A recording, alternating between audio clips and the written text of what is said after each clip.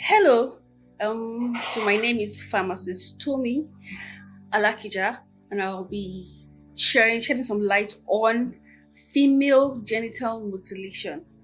This is a common practice in many African countries, especially Nigeria, which has the highest number of female genital mutilation, commonly known as FGM. So Nigeria actually has the highest rates in most African countries like Kenya, South Africa, and the rest.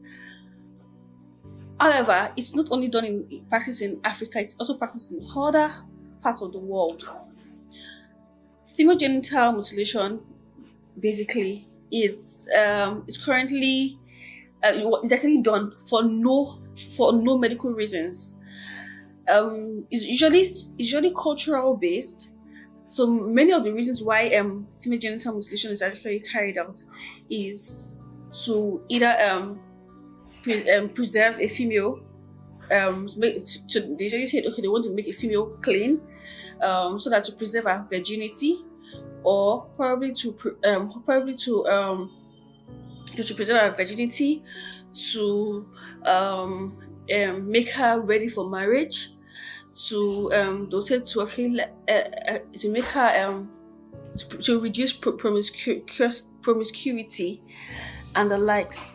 However, we have a lot of consequences from this. But first, what exactly is female genital mutilation? So let's start with that. Female genital mutilation involves the partial or complete removal of the female external genitalia and can include other injuries to the female genitalia or female genital organs for non-medical reasons. Like I said earlier, there's no medical reason behind female genital mutilation. It's commonly called circumcision. They call it female circumcision or female cutting in some areas in different parts of the world.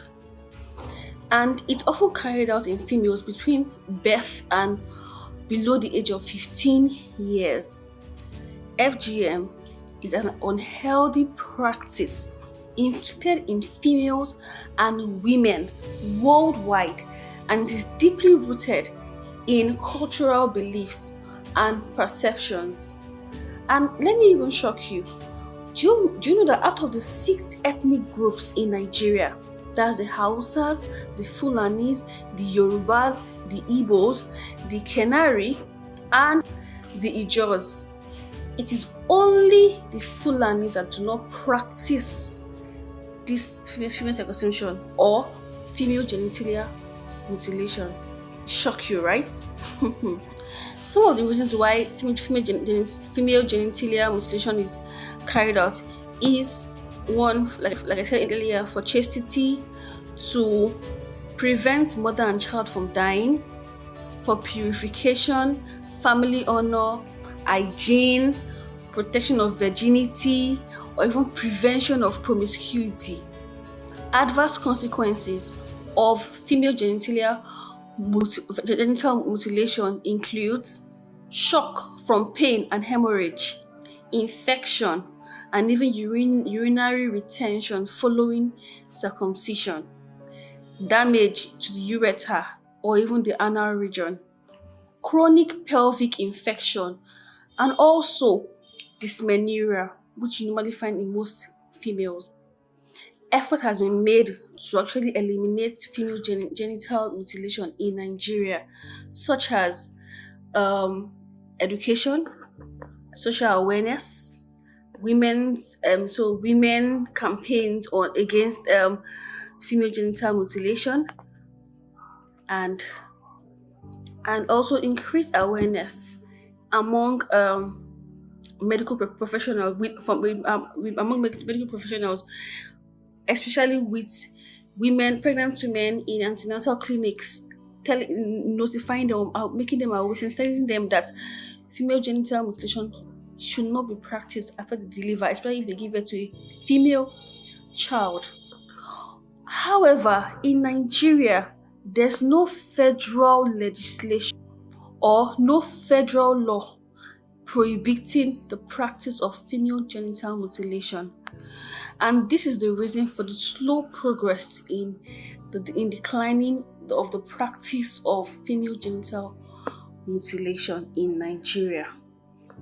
In summary, it is important that we create awareness, and there's a need, an urgent need, for the abolition of this unhealthy practice. A multidisciplinary approach involving legislation, health education, healthcare professional awareness, empowerment by different organizations, empowerment of women in the society at all levels, at all ages, and with emphasis on the dangers, the adverse consequences of female genital mutilation. So, for every female out there, it is important that you know that female genital mutilation has no medical medical benefits. It's an unhealthy practice, and if it's being practiced in your area, it should be stopped. Please send this word out there to every female, every mother, every girl child, that female genital mutilation is an unhealthy, unwholesome practice and has affected many females. Has affected a lot of females that this was carried out on. So please, let's begin to educate every female in schools, in hospitals, in social gathering. Educate every female to kick against female genital mutilation. Whether you are being coerced or forced to do it, you have the right to say no, because female genital mutilation is against human rights. Every female has the right to say no. Every mother, you have the right to say no to your child being mutilated. Every grandma, every woman, you have the right to fight for your sister, fight for your child, fight for that female child who is not able to make a decision on such practice. Please, let's learn to say no to what?